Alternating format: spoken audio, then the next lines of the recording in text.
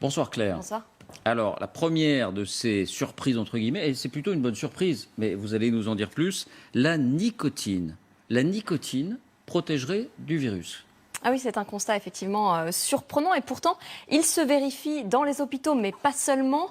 Le professeur Dotzenberg, ancien pneumologue, posait cette question il y a 2 semaines. La nicotine serait-elle une arme de prévention massive du Covid-19? Et pourtant, le professeur Dotzenberg est également président de l'association Paris Sans Tabac.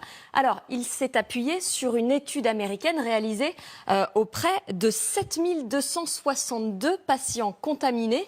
Cette étude, elle a conclu que 93 fumeurs seulement étaient contaminés, ce qui fait 1,3%, alors qu'aux États-Unis, c'est près de 20% de la population qui fume, cigarettes et vapotage compris. Et surtout, parmi ces 93 personnes contaminées, seules 32 ont été hospitalisées, ce qui fait seulement 0,4%.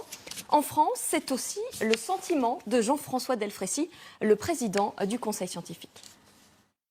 On est frappé par le fait que la majorité des formes graves survient chez des non-fumeurs.